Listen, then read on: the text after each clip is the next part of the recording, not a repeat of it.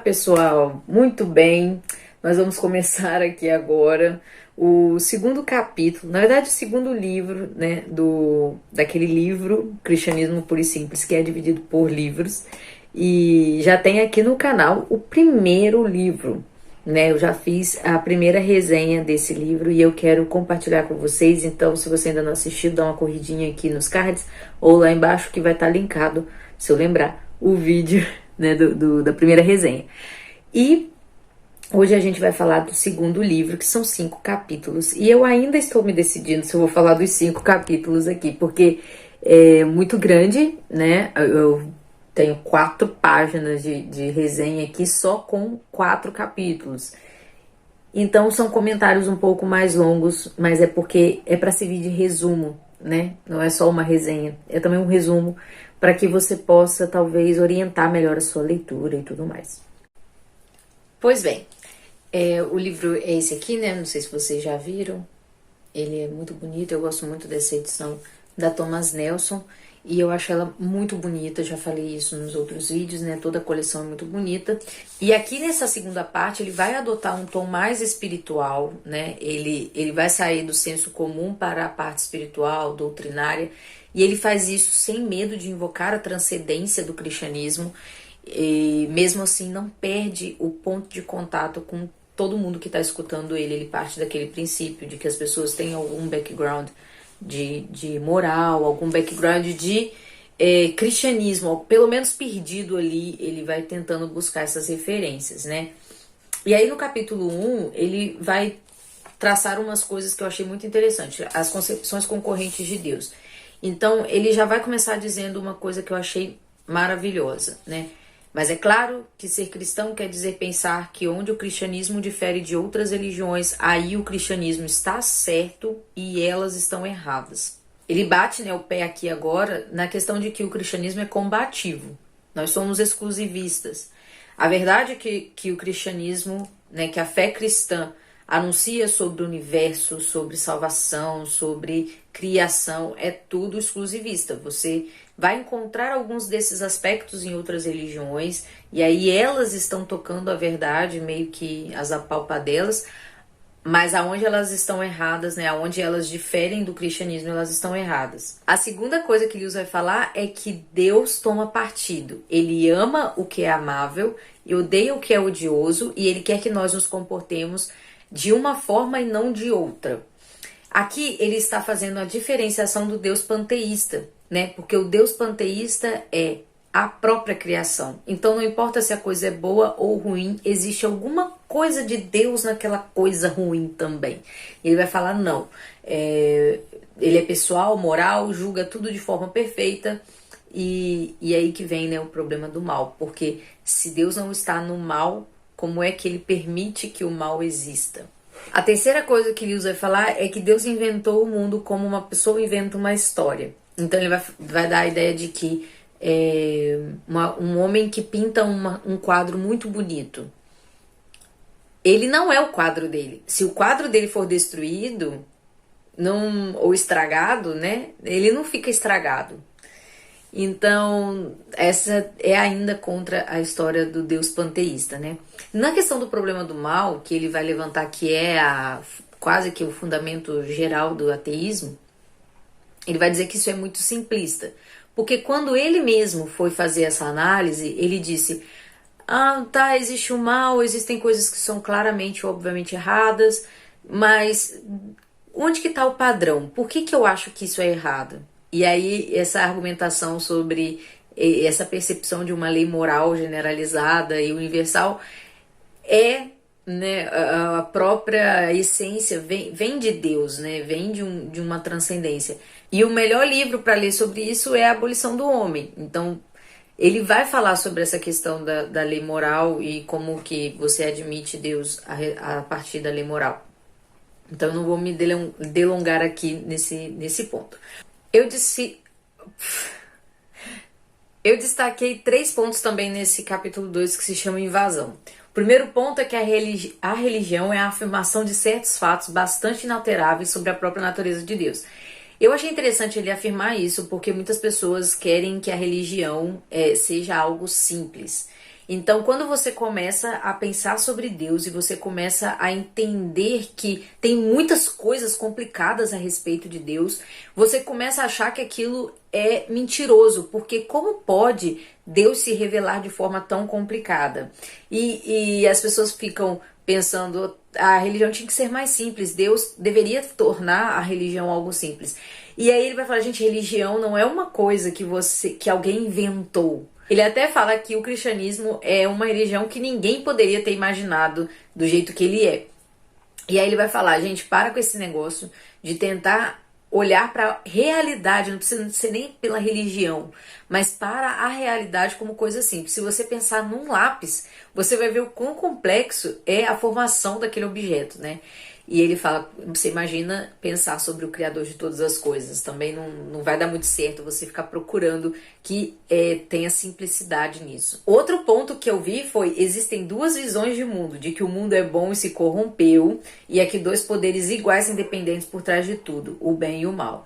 Então ele vai falar que não existe dois poderes iguais, como se Deus e o diabo fossem a mesma espécie de poder. E isso se chama dualismo. E ele vai falar que existe sim algum certo dualismo, mas não esse em que os poderes se equivalem. Então ele vai falar que, na verdade, o mundo em que nós vivemos é um mundo bom que foi corrompido. E aí vem o terceiro ponto, que é quando ele chama o mundo de o campo de batalha, assim, de uma guerra civil.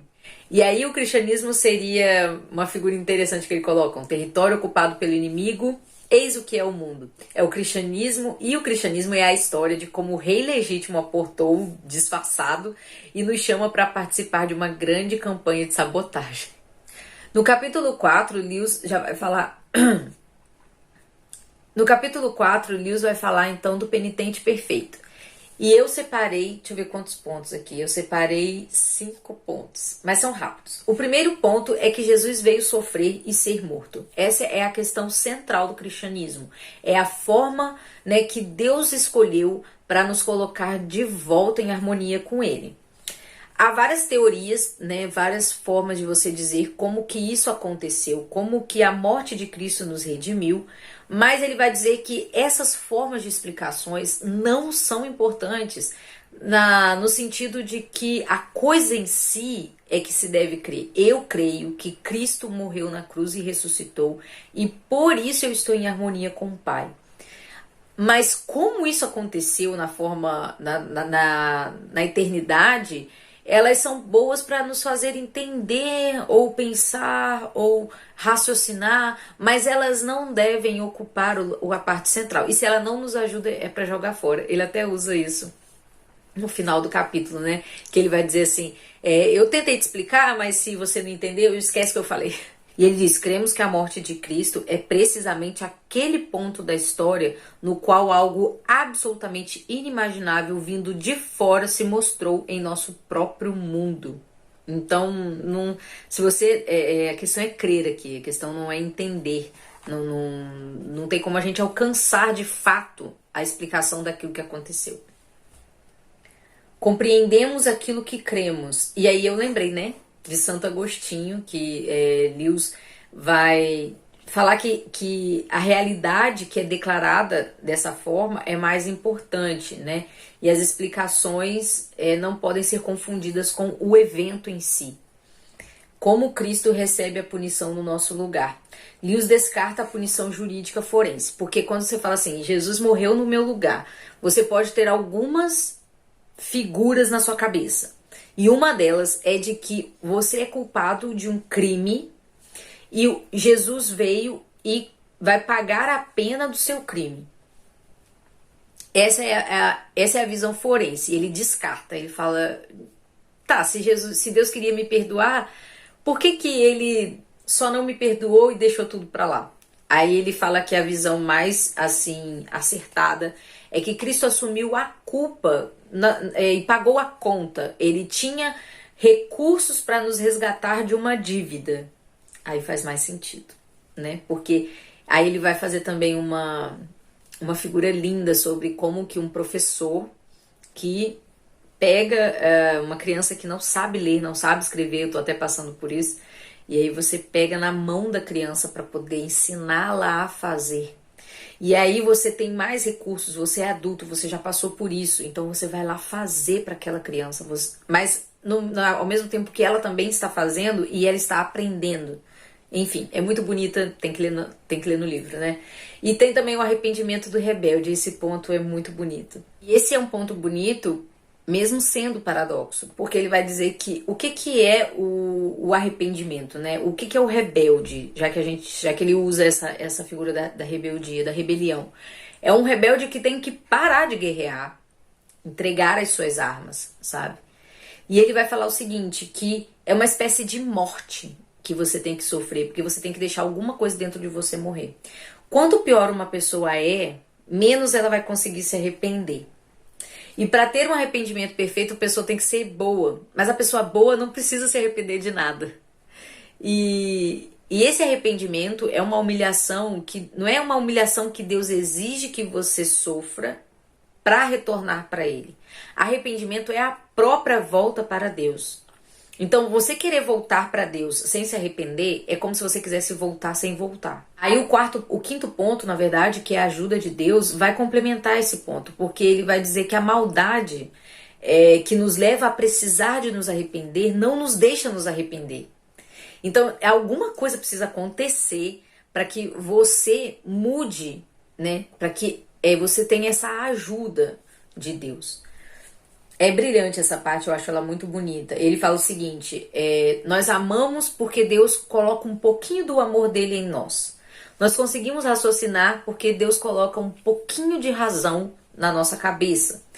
E Deus não poderia comunicar a morte, que é o arrependimento, se ele não morresse, porque Deus não morre, ele não tem morte para comunicar. Então, quando ele se torna homem, aí ele pode comunicar morte, sabe? Quando ele toma todos os aspectos da nossa natureza, ele pode comunicar essa natureza perfeitamente a nós. É bonito demais, gente. Deus me levou a muitas reflexões.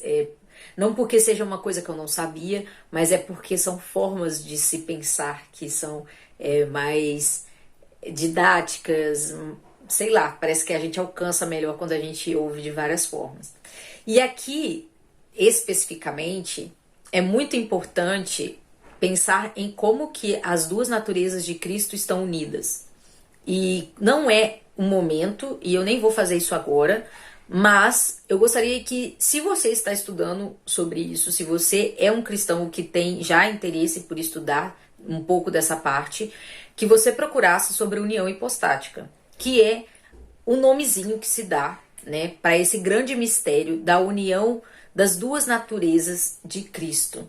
E daí você vai encontrar uma afirmação e uma negação que são próprias também da teologia, que é quando você tem a comunicação dos idiomas, que é a forma como essa união hipostática acontece e que é muito importante para entender como que o sacrifício de Cristo é efetivo. Mas eu não vou entrar nisso aqui, eu só estou levantando essa lebre e tô também colocando uma pulga atrás da sua orelha para que você pesquise sobre isso. E eu acho muito interessante. Eu já estou pesquisando, já tenho algumas conclusões, tenho algumas percepções e quem sabe um dia eu paro aqui para poder falar isso. Mas eu ainda também não organizei isso.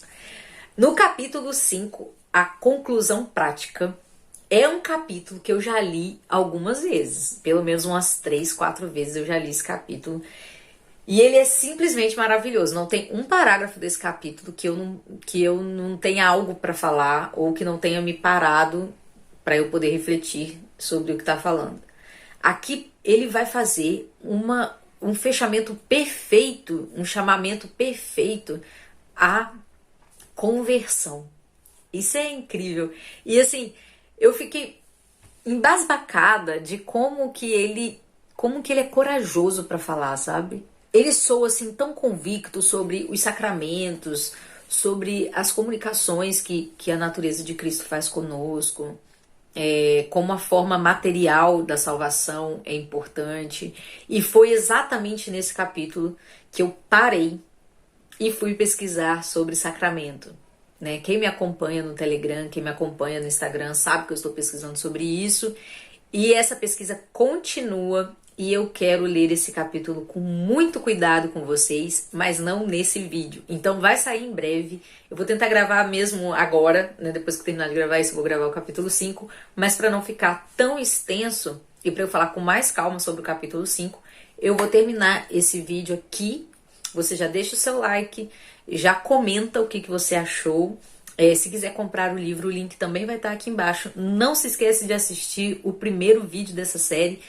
E nós nos encontramos no próximo vídeo para falar sobre o capítulo 5, tá bom? Então, se você quiser parar esse vídeo e ler o capítulo 5 do Cristianismo Puro e Simples do C.S. Lewis, vai ser bem legal, né? Para você acompanhar comigo. E também se inscreve lá, me segue lá no Instagram. E se você quiser entrar pro grupo do Telegram, é só me mandar um e-mail no canal intervaloliterário@gmail.com. Então eu já fico por aqui, me pedindo desculpa pela demora, mas é porque realmente eu tenho parado de fazer vídeo para poder pesquisar. Eu fiquei com saudade de vir aqui falar com vocês, eu adoro quando vocês comentam, porque eu quero também conversar com vocês. Então um abraço, vamos passar 2020 lendo